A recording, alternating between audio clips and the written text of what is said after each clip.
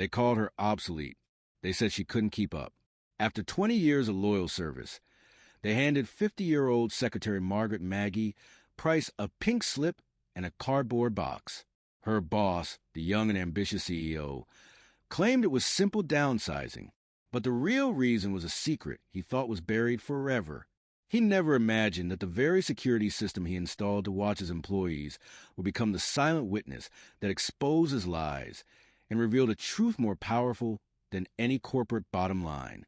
This is a story about the quiet strength of dignity, the crushing weight of a lie, and the stunning moment when the invisible becomes seen. Before we begin, make sure to subscribe to the channel, like this video, and turn on notifications. This helps us bring more inspiring stories like this to you. The box, the hum of the photocopier, was a soundtrack of Maggie Price's life. For 2 decades, she had been the beating heart of Sterling Dynamics, a sleek marketing firm housed in a glass and steel tower in downtown Chicago. She knew everyone's coffee order, the birthdays of their children, and the exact tone of voice to use when calming a furious client. The office, with its panoramic views of Lake Michigan, was her second home. But that morning, the home had turned cold. The air, usually buzzing with creative energy, was still and heavy. All eyes were fixed on Maggie, but no one dared to meet her gaze. She sat perfectly still at her impeccably organized desk, her hands folded in her lap, her spine ramrod straight. On the desk sat a single, empty cardboard box. The door to the corner office opened. Ethan Sterling, the 32-year-old heir to the company his father built, stepped out. He didn't look at Maggie directly. He addressed the floor between them, his voice a practiced blend of regret and corporate coldness. Maggie, thank you for your years of service. As you know, Sterling Dynamics is pivoting to a more digitally native, agile workflow. We're streamlining. It's just not a fit anymore. The words were hollow, rehearsed. Not a fit. She had taught Ethan how to tie his tie for his first board meeting. She had covered for him when, as an intern, he'd accidentally deleted the entire server backup. She was a fixture, a foundation. You don't declare a foundation not a fit. Her young colleague, Chloe, a social media manager with kind eyes, looked on the verge of tears. Others studied their screens with intense, sudden interest. The humiliation was a physical heat on Maggie's neck, but her face remained a placid mask.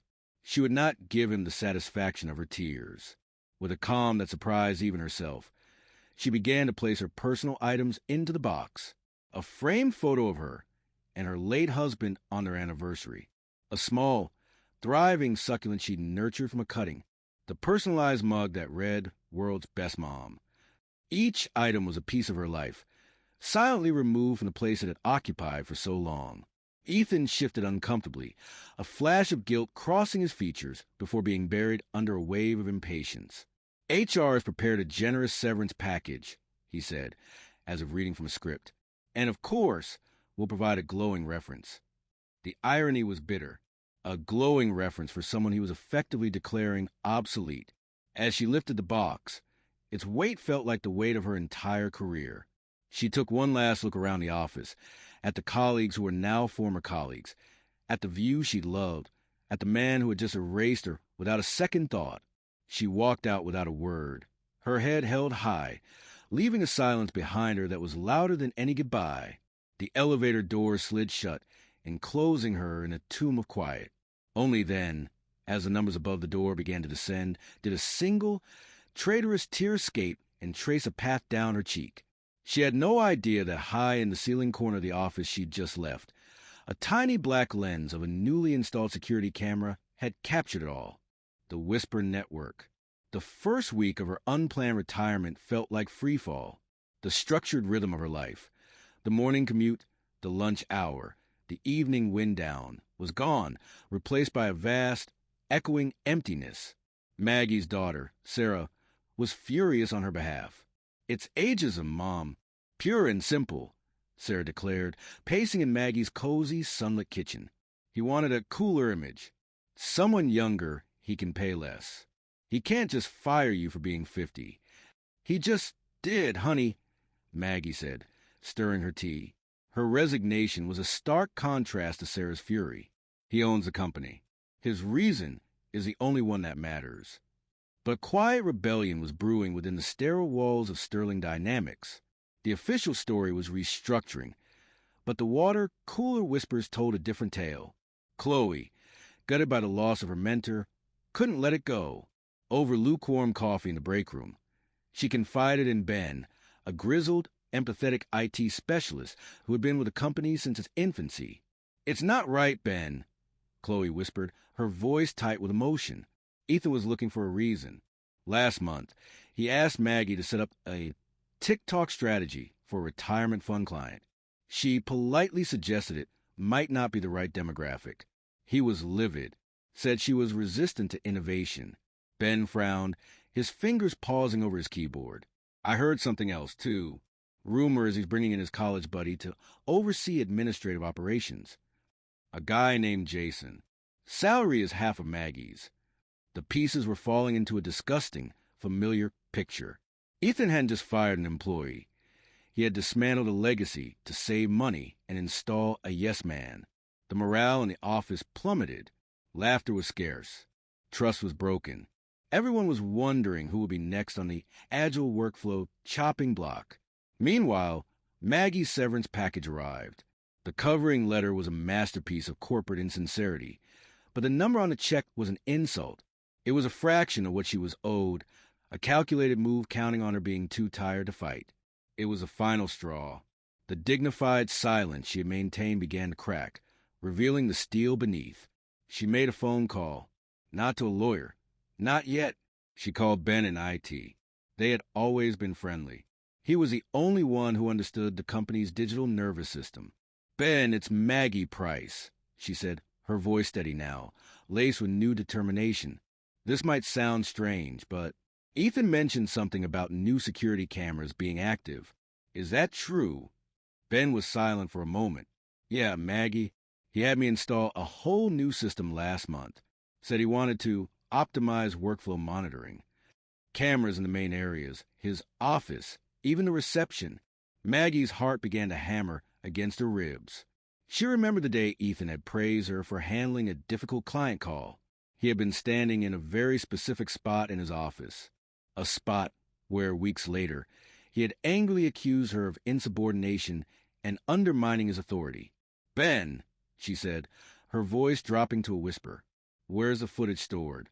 The line was quiet. The tension stretched taut. Ben was risking his own job. "The server cloud is backed up off-site," he finally said, his voice low. "Automatically. For 30 days. He paused, letting the implication hang in the air.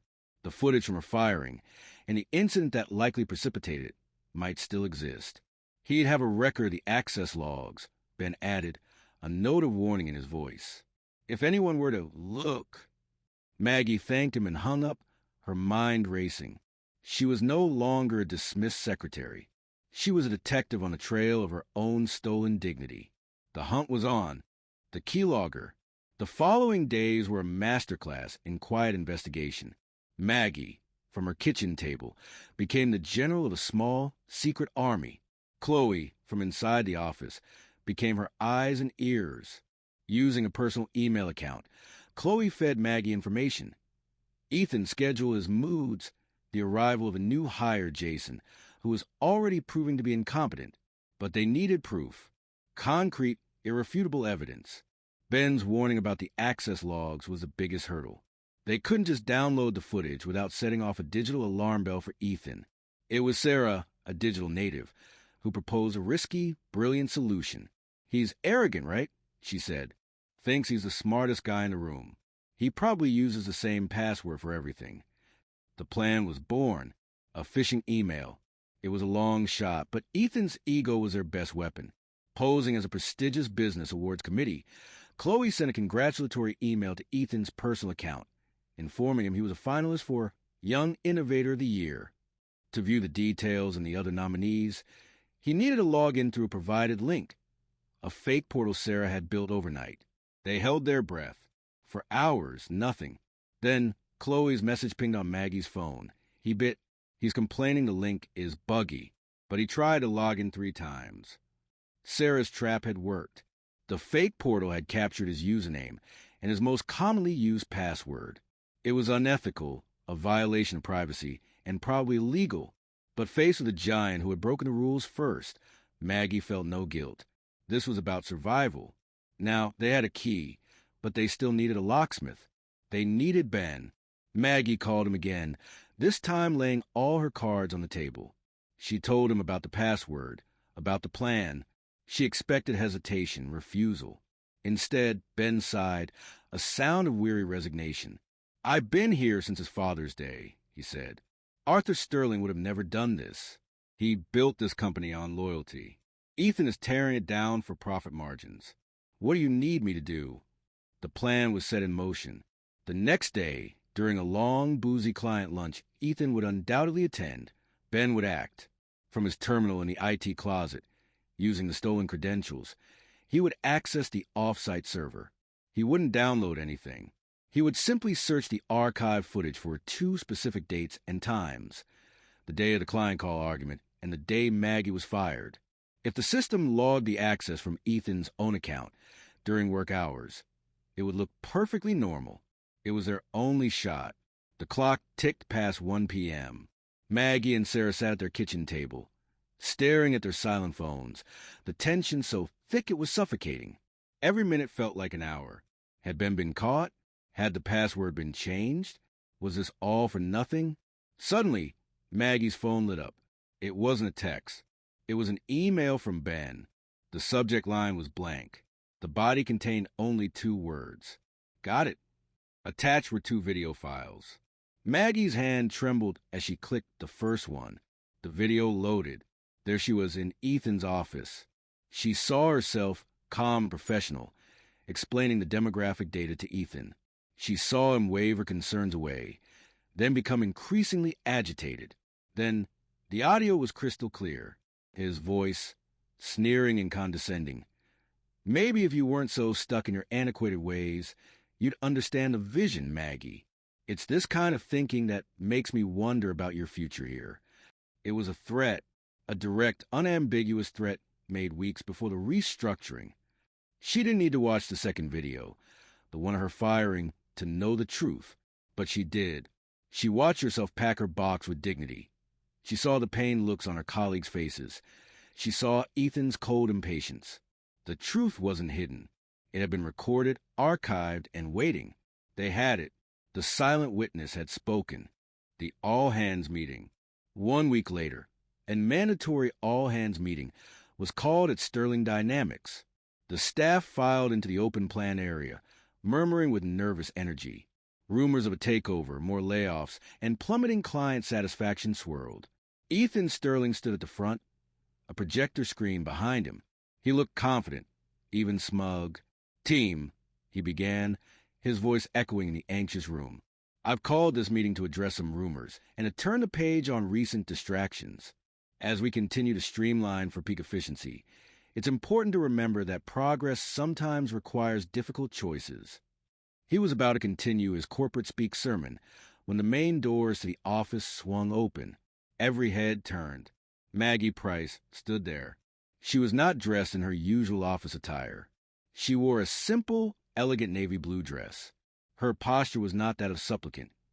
It was that of an owner. In one hand, she held a tablet. Her gaze swept the room, landing finally and firmly on Ethan. The color drained from his face. What is the meaning of this, Maggie? He spluttered, attempting to regain authority. This is a private company meeting. I think what you meant to say was a private meeting. A new voice rang out. A man in a sharp, expensive suit stepped up beside Maggie. He held a leather briefcase. Michael Albright, representing Ms. Price, he said, his voice calm but carrying immense weight. And from this moment forward, also representing the interests of the late Arthur Sterling's estate. The room gasped. Arthur Sterling was the beloved founder, Ethan's father. Ethan looked like he'd been struck. You have no standing here, he hissed. On the contrary, the lawyer said, as the majority shareholder of the estate's non-voting stock, a block left specifically to ensure the company's ethical direction, Ms. Price has every standing. The revelation hit the room like a shockwave. Arthur Sterling had left a controlling, silent share to Maggie. It was his final, posthumous thank you for her decades of loyalty. She had never mentioned it, never leveraged it, believing in Ethan's potential. Until now, Maggie stepped forward, her eyes never leaving Ethan's. You fired me for being obsolete, Ethan. You said I wasn't a fit for your new vision. She raised the tablet. But I think the real problem was that I didn't fit your lack of ethics. She tapped the screen. This is the real vision of your leadership. She turned and connected the tablet to the projector. The screen behind Ethan flickered to life. There he was, larger than life, his face contorted in anger as he threatened her. The audio boomed to the silent office. Antiquated ways. Makes me wonder about your future here. The staff watched, horrified. Chloe looked down, unable to watch the cruelty again. Others stared in open-mouthed shock. Then Maggie played the second clip. The cold, clinical firing. The packed box. The averted eyes. It was a brutal, unvarnished look at their boss's true character. When the video ended, the silence was absolute. Ethan was pale, trembling, utterly exposed. The estate, the lawyer said, breaking the silence, is exercising its right to call for an emergency vote of no confidence in the current CEO, effective immediately. The board has been convened remotely. The story doesn't end with Maggie becoming CEO. She didn't want that. It ended with justice. Within a month, Ethan Sterling was bought out and forced to resign. The board, horrified by the evidence and the liability he represented, didn't fight it. Maggie, from her seat on the board, helped install a new, compassionate CEO from within the ranks. Her first official recommendation was a promotion for Chloe and a significant raise and formal apology for Ben. Maggie Price didn't get her old desk back. She got something better. Her dignity, restored tenfold. She became a silent partner, a guardian of the company's soul, ensuring that progress would never again be an excuse for cruelty. She walked out of the office that day not with a box of her things, but with the respect of everyone inside. The invisible had not only been seen, she had become the one who ensured everyone else would be seen, too. And that was a victory far sweeter than any revenge.